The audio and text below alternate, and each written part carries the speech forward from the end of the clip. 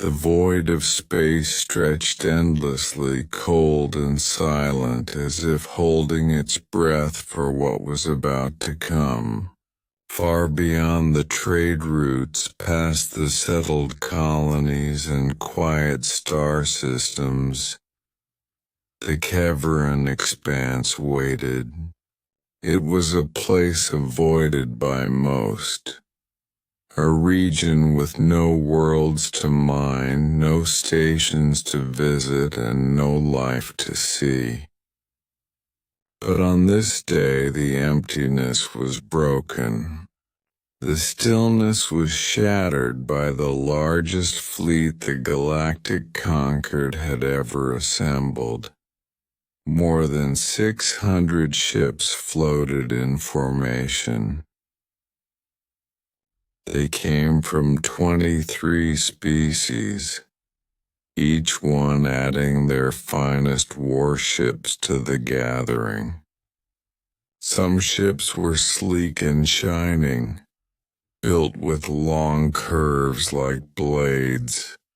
Others were massive blocks of steel and crystal, designed for endurance.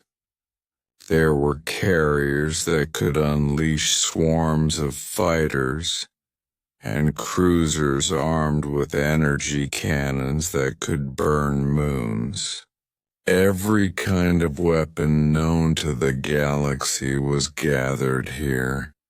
Every design meant to show power.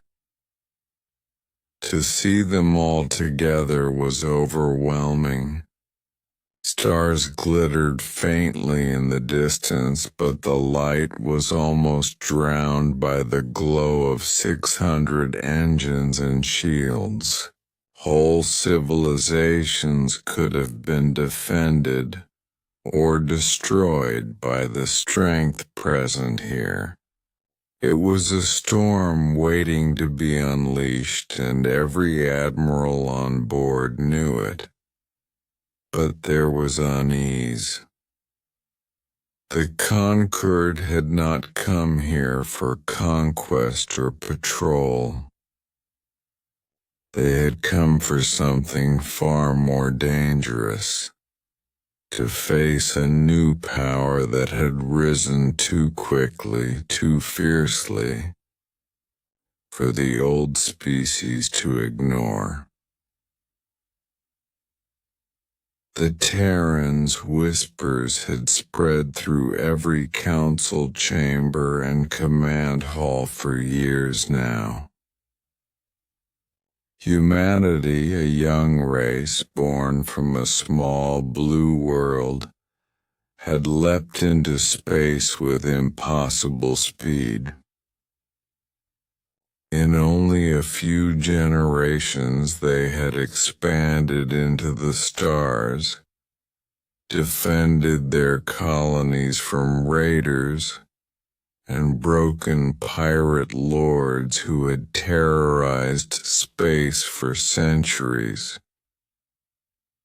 Old empires that thought themselves untouchable found their fleets humbled by Terran ships, and still the humans kept building, kept pushing forward. No one understood how they did it. Some said it was their stubbornness. Others said it was their creativity. But all agreed on one thing. The Terrans were not like the others. And now the Concord had decided it was time to show humanity the limits of its ambition. The admirals gathered on their bridges. They looked out at the formation of ships and felt comfort in numbers. 600 vessels. The sight alone should have been enough to terrify any young race. It had worked before, after all. Countless civilizations had bent the knee after seeing even half this force. Numbers were power, and power had always meant survival. Yet under that comfort, there was a tension that no one wanted to admit. The humans had agreed to this meeting. They had said they would send a representative. But the reports, the strange, impossible rumors, said that they were not sending a delegation, not sending diplomats, not even a fleet. They were sending one ship, one. At first the admirals had laughed. The idea of one ship facing 600 was an insult, a mockery of the conquered's power.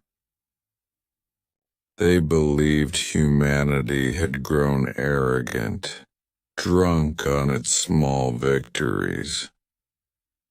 But the longer they thought about it, the more that laughter died. Because one ship was not arrogance. One ship was a message. What kind of vessel do they send? Whispered one captain on a private channel. Something experimental, another answered. Something they want us to see. No one knew for sure. But the thought of it made every commander restless. Admiral Vera of the Zholk stood tall on her command bridge, mandibles clicking nervously.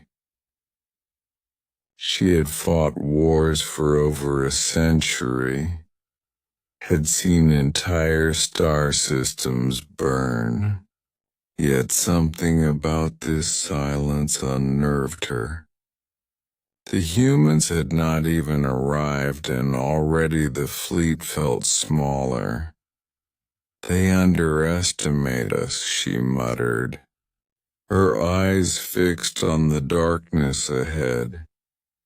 Her second in command, a scarred veteran of many campaigns, shook his head slowly. No, Admiral. They underestimate nothing. They want us to see. The words hung heavy in the air. The admirals waited. The crews waited. The galaxy seemed to wait with them. 600 warships, each one ready to unleash death, hovered in silence across the void. The cavern expanse, empty and lifeless for ages, now felt alive with tension, and then faintly, a ripple moved across the stars. It was not sound, but space itself bending, like heat rising from a desert horizon. Sensors flickered. Alarms chirped faint warnings. The ripple grew, stretching wider, deeper, until the void itself seemed to bend under pressure. The admirals leaned forward. Something was coming. Something vast. And in that moment, before the first Terran Dreadnought even appeared, a strange truth struck them all, one they did not dare to say out loud. Perhaps 600 ships would not be enough. The ripple in space did not vanish. It stretched and grew, pulsing like a living wound in the void. Every ship in the conquered fleet turned sensors toward it, yet none could make sense of the readings.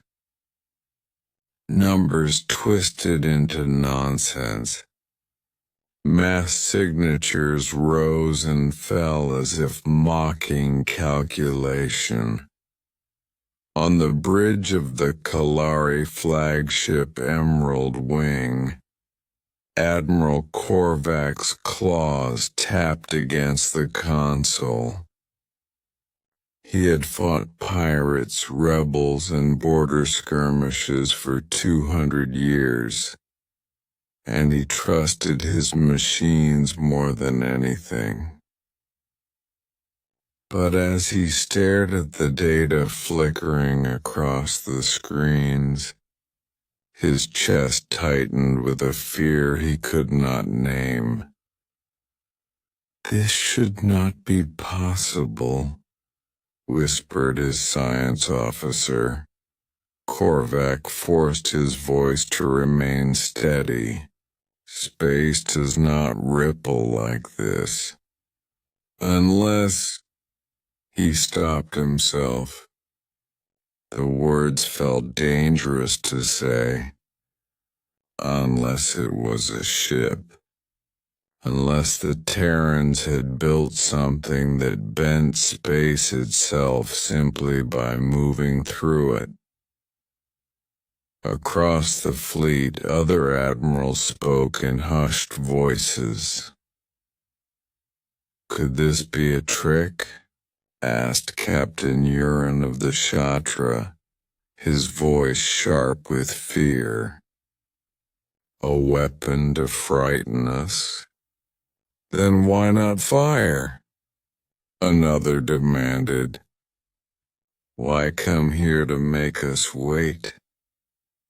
"Because," answered an older voice, "they don't need to fire." No one dared to respond. The void stretched thinner, and for a moment it seemed the ripple would break, tearing open the universe. Then, as if drawn from shadow, something began to emerge. It started as a shape too vast to comprehend. At first, the commanders thought it was a station, some orbital fortress dragged into the expanse. But then they saw engines slow burning and steady. They saw weapon ports silent but hungry, and they realized it was moving toward them. It was not a station. It was a ship, a single ship, the Terran vessel. The admirals had expected something sleek, perhaps experimental and beautiful, the way old species built their flagships. But this was something else. It was dark, built from metal that seemed to drink the starlight. Its design was brutal, with no wasted curve, no elegance, only purpose. Scarred plates ran across its hull, each one marked by battles already fought. Every mark told a story. Places where fire had tried to break it, where plasma had struck, where missiles had burned and failed. It was not a ship of peace. It was not a ship of ceremony. It was a predator. And it was alive. On the Jolk flagship, Admiral Vera felt her mandibles tighten until they ached. The Terran ship dwarfed her cruiser. In fact, it dwarfed them all. She had commanded fleets against enemy empires, but never had she seen a vessel this size. It was not built for numbers. It was not built for fleets. It was built to stand alone. The silence across the conquered fleet grew heavy. Every commander was watching. Every crew member holding their breath. They had 600 ships, yet none moved. Admiral Vera finally spoke, her voice low. "That is not a warship. That is a warning." Her second in command gave a slow nod. A warning, or a promise. On smaller ships, young ensigns stared at the dreadnought with wide eyes. Some trembled at their stations. Others whispered prayers. Even hardened veterans felt something hollow in their stomachs, as if their courage had been stolen away. The dreadnought made no sound, no threat. It did not power its weapons, yet its very presence was louder than any voice. One captain of the Ardent species broke the silence with a shaky laugh. "They sent one ship, just one. They think this is enough against 600? No one laughed with him. Instead, Captain Urin of the Shatra leaned forward and whispered what everyone already felt. "No, they think this is more than enough." The dreadnought continued its approach. It did not slow. It did not hesitate. It carried itself like a hunter among prey, unhurried, unafraid. Admiral Korvac looked at the vessel's silhouette, his eyes wide. For the first time in his long life, he doubted his fleet's strength. "This is not arrogance," he said softly, though no one had asked him. "This is certainty." And in that moment every commander of the conquered understood. Humanity had not come here to kneel. They had not come to beg or to bargain, they had come to show. And what they were showing was terrifying. The ripple in space reached its peak. For a long breath it seemed as if the universe itself resisted letting the Terran ship enter. Then the tension broke. The dreadnought came through. First its shadow fell across the stars, blotting out constellations that had burned for millions of years. Then came the body, an endless wall of steel and dark armor plating that stretched farther than the eye could follow. The vessel was massive, far larger than any Concorde warship. The bridge crews across 600 ships froze. They had seen giant vessels before, orbital fortresses, carriers that housed fleets of fighters, stations carved from asteroids. But this was something else. This was movement. This was speed. This was power wrapped in the shape of a single ship. The Terran Dreadnought was alive with purpose. Its engines glowed faintly, steady and calm, as if pushing such a titan through the void required no effort at all. Along its hull, lines of weapons glimmered in silence. Cannons so large they could tear apart cruisers with a single strike.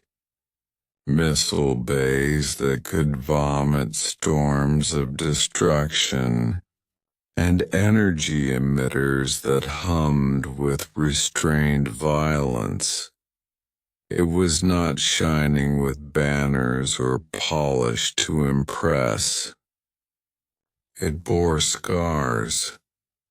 The hull was scratched, blackened in places, dented by battles past. But instead of weakness, those scars shouted strength. This was a ship that had faced war and returned. This was a ship that did not break. On the Kalari flagship, Admiral Korvac felt the breath catch in his throat. His claws hovered over the console, but he could not look away from the sight before him. His sensors finally gave a stable reading, and when the numbers appeared on screen, he almost laughed from shock. "It cannot be real," his science officer muttered. But it was. The ship's mass alone was more than 3 times that of the largest Concorde battleship.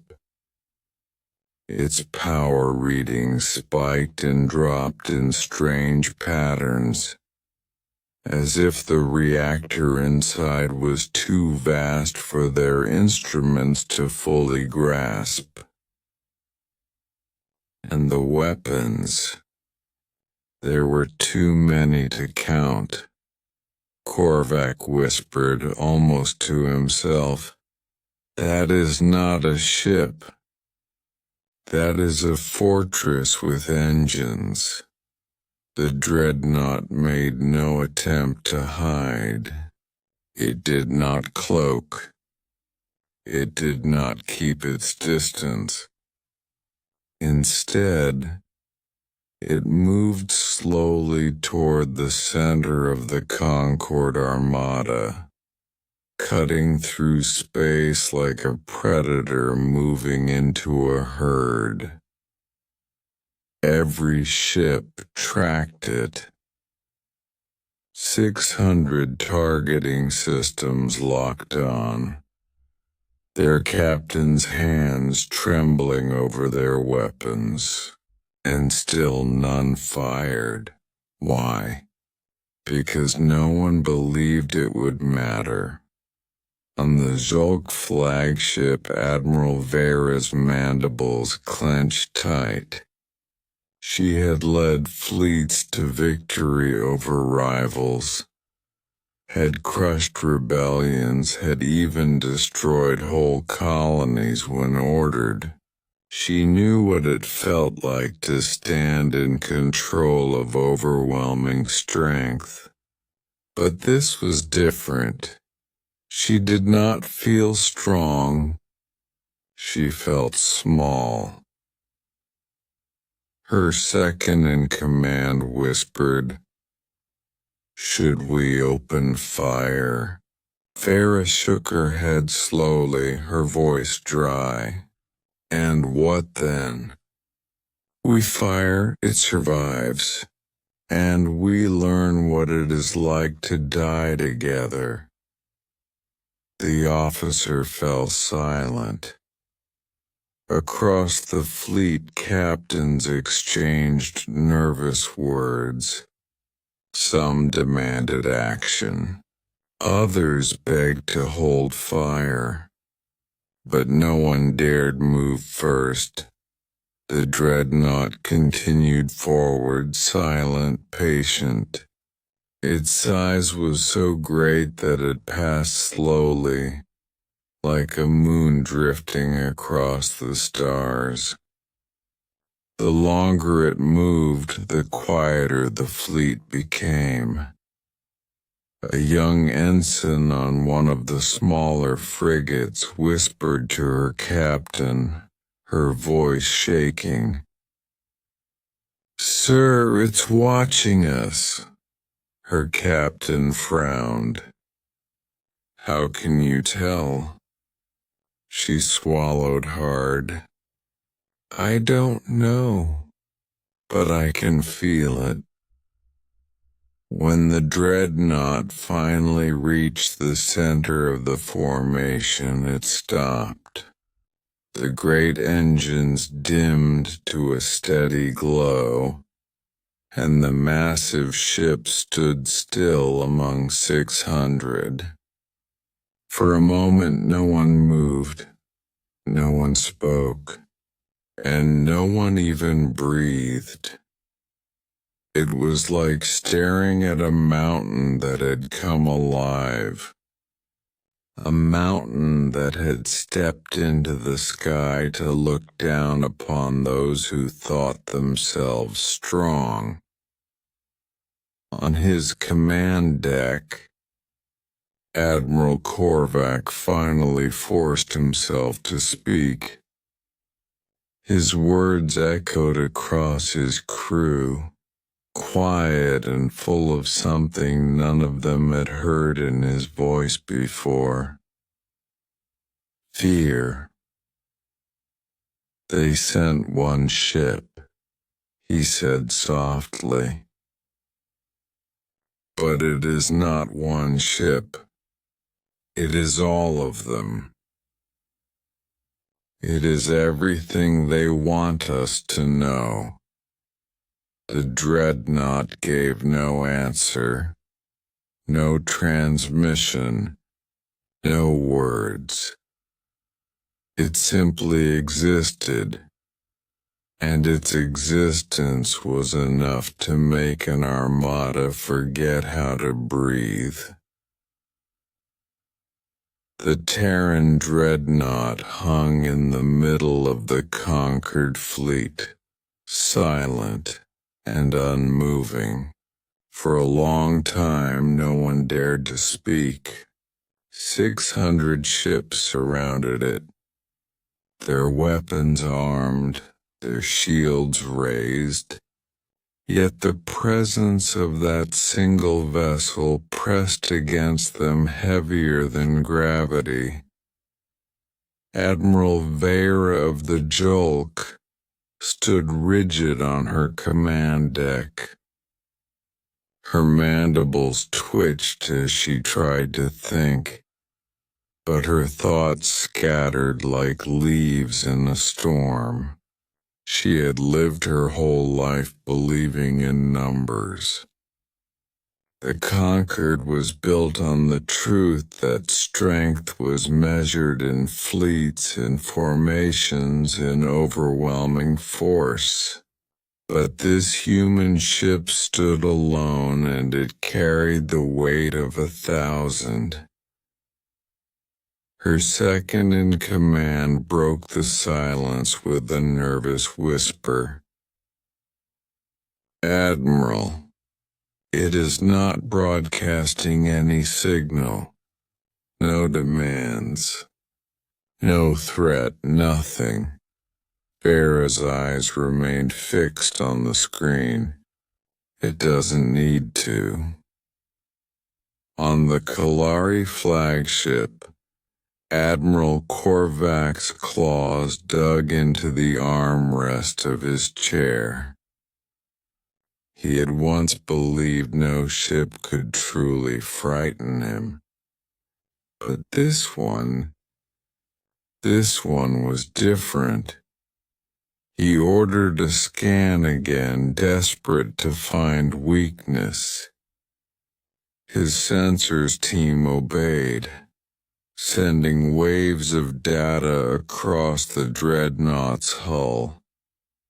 The results came back scrambled, as though the ship itself rejected being measured. There must be a flaw, Korvac growled, more to himself than anyone. Every design has a flaw. His science officer looked pale, his scales dim with fear. If there is one, Admiral, we cannot see it. Throughout the fleet, fear spread quietly. Crews whispered to one another, their voices low as if speaking too loudly might draw the Dreadnought's gaze. On some ships, young officers gripped their consoles so tightly their knuckles turned pale. Veterans who had fought for decades stared in silence, unwilling to admit the truth already clear in their hearts. The Dreadnought was not like their ships. It was not built for defense. It was not built for diplomacy. It was built for one reason only: domination of the void, and everyone felt it. On the Shatra carrier Blade of Dawn, Captain Urin paced back and forth. Sweat rolled down his forehead as he spoke to his crew. We have 600 vessels. 600. That ship cannot possibly fight us all. But his voice trembled and his crew noticed. One brave lieutenant finally spoke. Then why does it not fear us, Captain? Why does it sit there as if 600 ships mean nothing? Urin froze. He had no answer. The silence deepened. It was not the quiet of peace, but the heavy quiet before something breaks. 600 captains waited for an order, but no admiral wanted to give it. Who would be the first to fire? Who would be the first to test the strength of this monster? Every second dragged like an eternity. The Dreadnought sat motionless, yet its presence grew larger with every breath, as if the very void bent around it. Admiral Vera's thoughts darkened. She could imagine the battle too clearly. Volleys of plasma striking the Dreadnought's hull only to splash harmlessly against shields. Missiles streaking forward, swallowed by point defense systems. Fighters screaming into battle, cut down like insects. And then the Dreadnought's reply, cannons the size of towers, beams of light that could slice entire fleets in half, missiles that carried the destruction of cities in their warheads.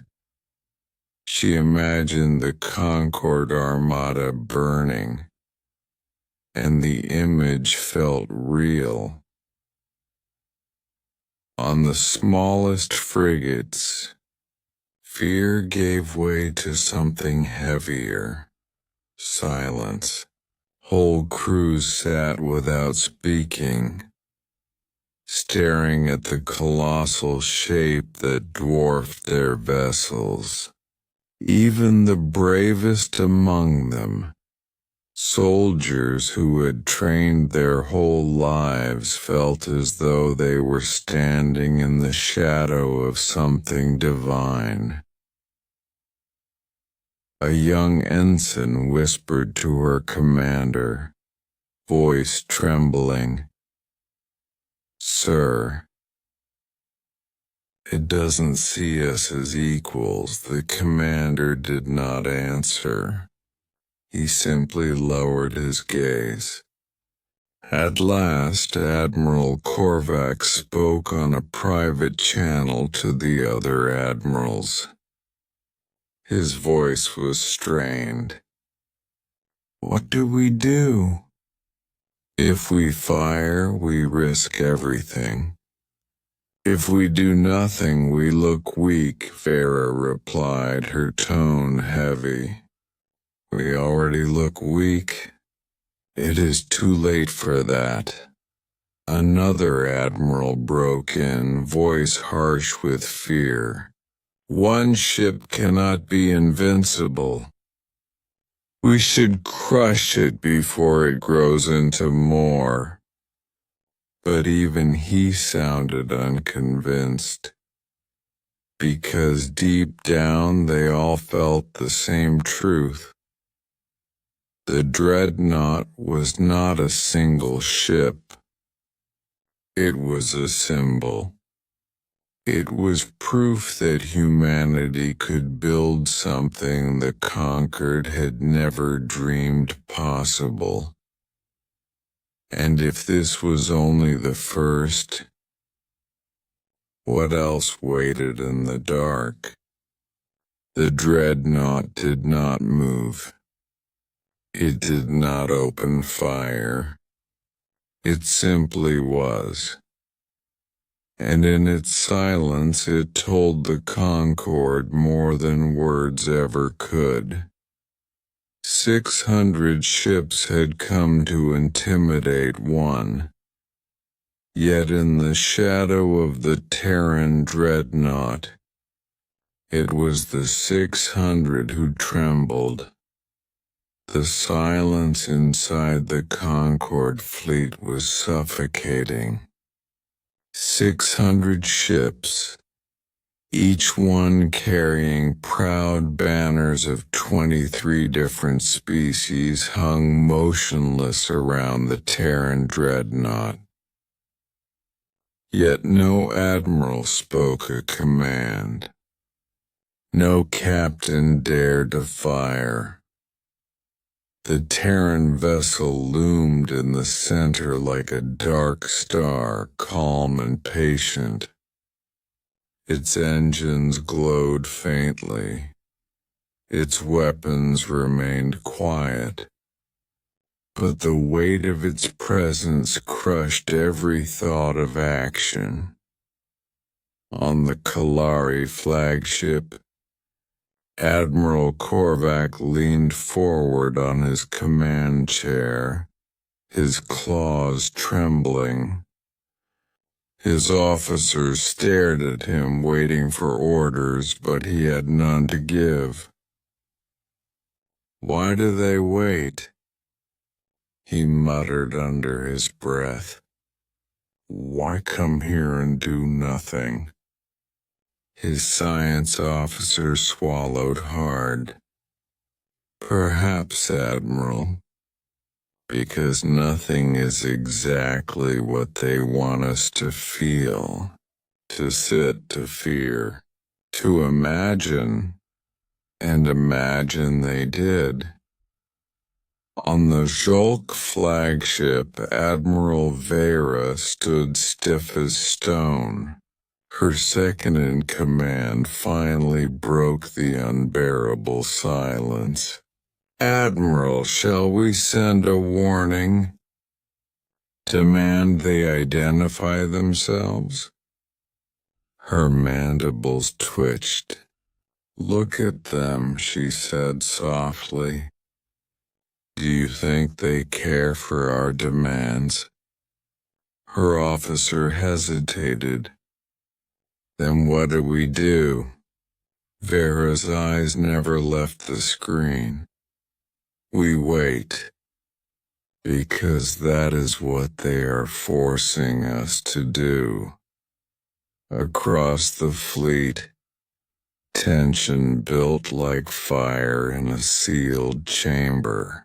Captains began sending private signals, arguing among themselves.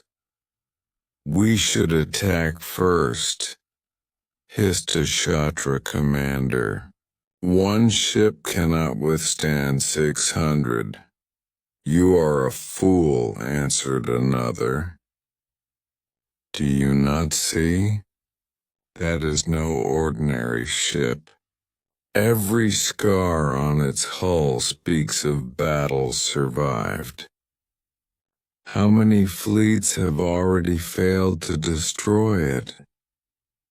They bluff, snapped a third. They cannot have built something so powerful. It is impossible. But no one truly believed that. Not anymore. Fear grew with every passing moment. Some crews whispered that the Dreadnought's weapons were aimed at them specifically. Others swore they felt its presence like a predator circling unseen. Even without a single shot fired, the ship was breaking them. On the Blade of Dawn, Captain Urin felt sweat dripping down his back. He looked at his crew, hardened soldiers, pilots, engineers, and saw the same thing in every face. Doubt. They had never doubted the Concorde before. Now they did. Sir, one of his lieutenants said quietly. If they built this ship, how many more do they already have? The thought was like a knife. Urin had no answer. Admiral Korvac opened a secure channel with the other admirals. His voice cracked with the weight of the moment. We cannot sit here forever. Either we strike or we retreat. Indecision will destroy us faster than they ever could. Admiral Vera responded sharply. And if we strike? If we fire every weapon we have and it survives, then what, Korvac? Then we invite a war we cannot win. Another admiral broke in, his voice filled with panic. If one ship can face us all, what hope do we have if they send 10? Or 100? For the first time, the mighty admirals of the Concorde sounded like frightened children. On one of the smallest frigates, a young ensign sat at her console, staring wide-eyed at the Dreadnought. Her commander noticed her trembling hands. Steady yourself, soldier, he said gruffly. She nodded, but her voice cracked. Sir, what if this is their smallest ship? What if this is only the beginning? The commander had no words. For once, discipline failed him. He simply looked at the Dreadnought and shivered. Minutes stretched like hours. The dreadnought remained unmoving, silent like a predator savoring its prey before the strike. The conquered fleet began to crack beneath the weight of their own thoughts. Fear turned to panic. Panic turned to whispers of retreat. But the Terran ship still did nothing. And somehow that made it worse. On her flagship, Admiral Vera pressed her clawed hands together, forcing herself to breathe. She knew the truth now. This was not arrogance from the humans. This was certainty. The Terrans had sent a single dreadnought into the heart of the conquered fleet, not to fight but to teach. Teach them that humanity had crossed a line no one else had dared. Teach them that the galaxy would never be the same again.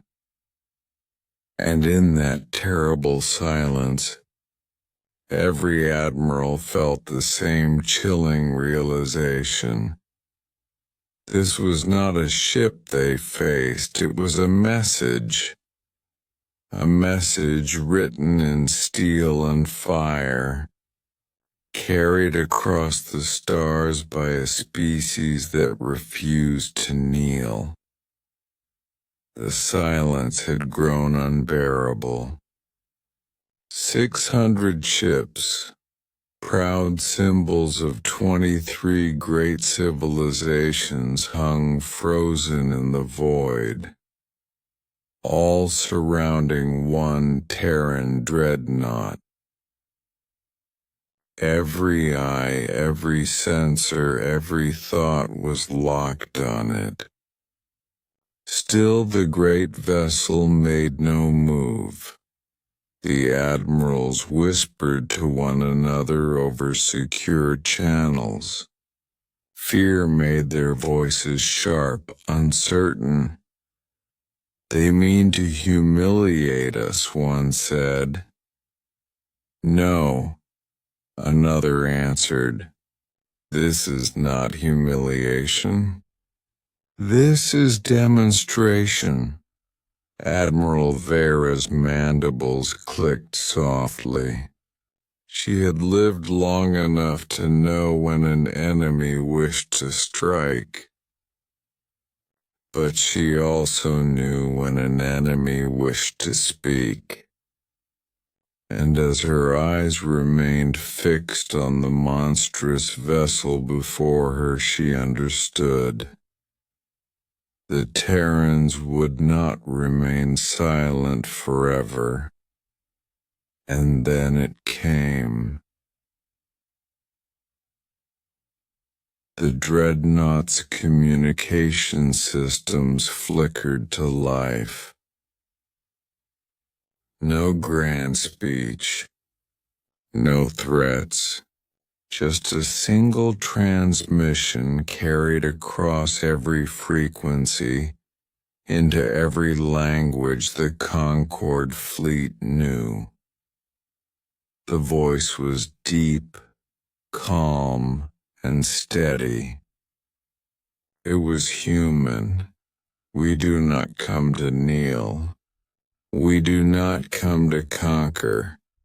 But if you seek war, know what waits for you," that was all. No further words followed. No demands, no boasts, no insults. Just a single truth spoken simply and then silence again. The words spread through the fleet like fire through dry grass. On bridges and command decks, officers looked at each other, their expressions pale. Soldiers whispered to one another, voices heavy with fear. Engineers froze at their stations as if the very ship around them was no longer safe. It was not the content of the message alone that chilled them. It was the certainty. The Terrans had not threatened destruction. They had not promised annihilation. They had simply reminded the galaxy of what stood before them.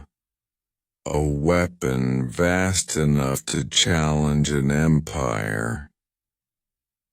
Admiral Korvac sat motionless on his command chair, claws curled tightly against the armrests.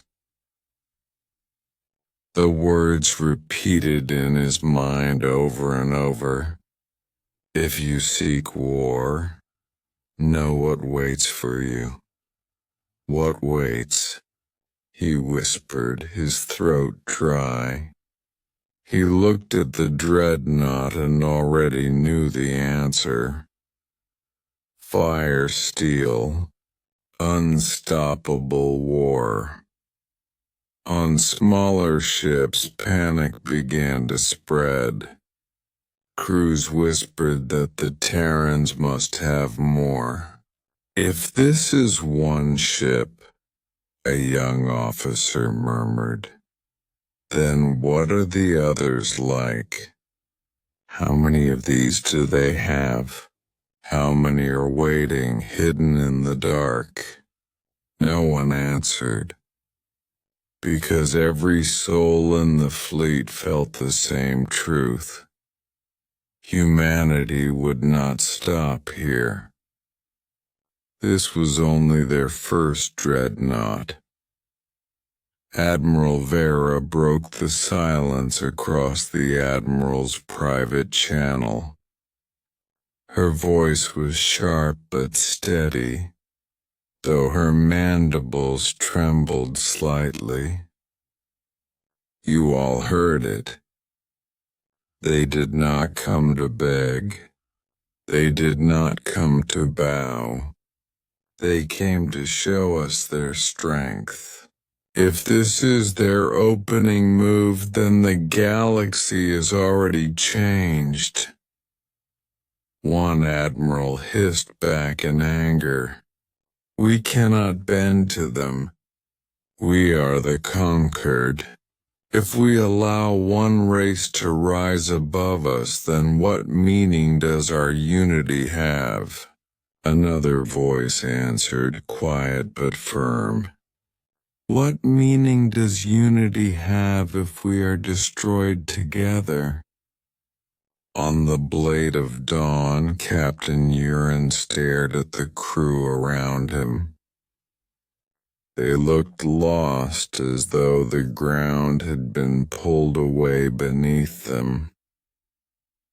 His throat tightened as he forced himself to speak.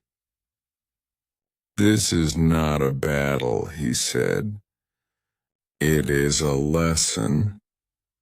The Terrans want us to see what they have become.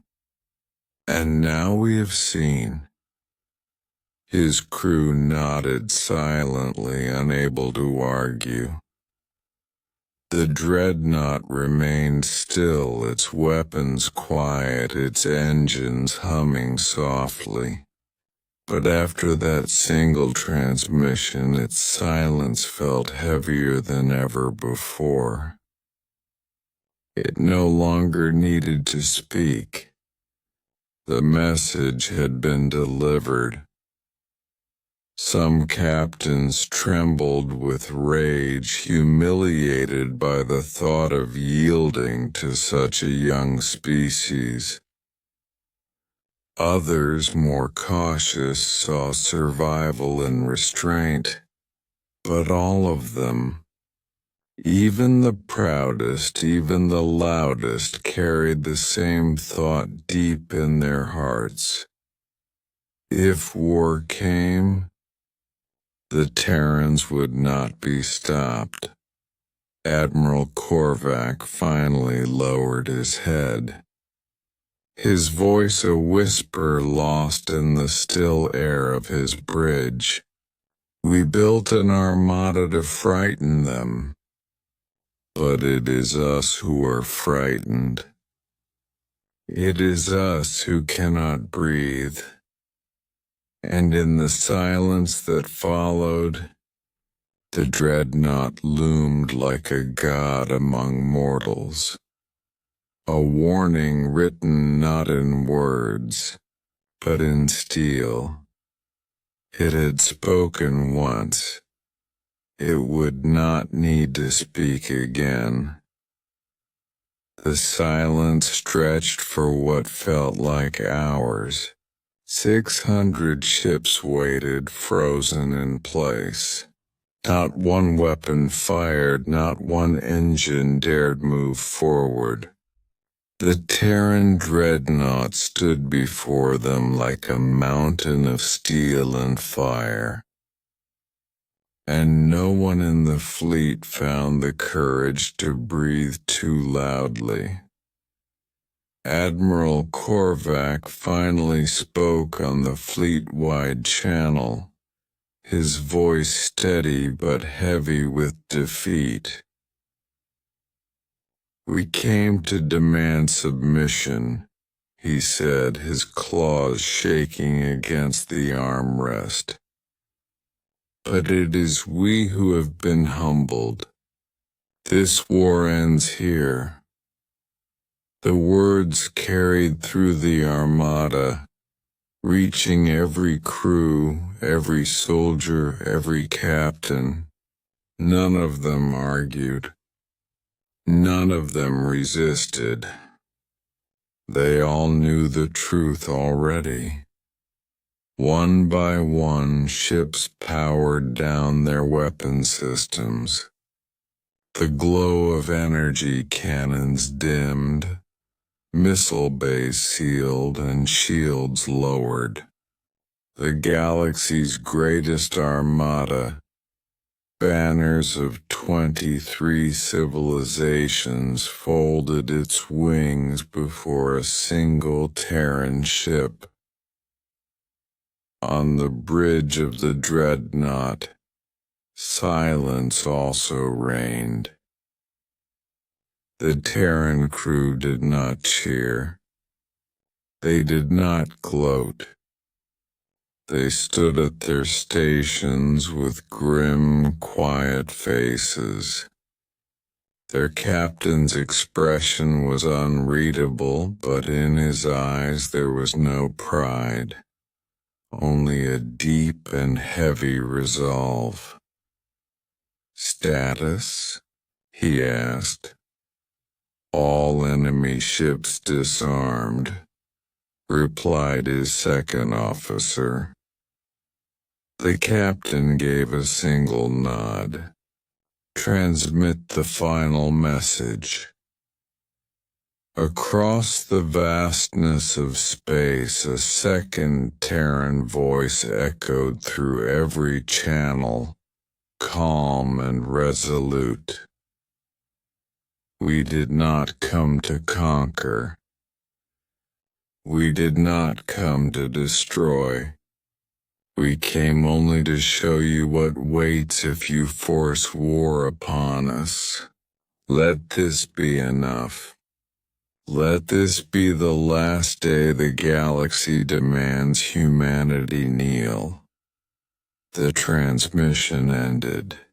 Nothing more followed. The Concord fleet waited, hearts pounding, breaths trapped in their throats. They expected fire. They expected destruction. They expected the Dreadnought to unleash hell upon them. But the Terrans did not move. The colossal vessel turned slowly, its engines burning bright. It moved past the fleet, not firing a single shot, not claiming a single prize. And then, like a shadow retreating into the deep, it vanished into the dark sea of stars. Admiral Vera sat frozen in her command chair, her mandibles trembling. For the first time in her long career, she felt something no enemy had ever forced upon her. Reverence. "They let us live," she whispered. Her officers looked at her in shock. Why?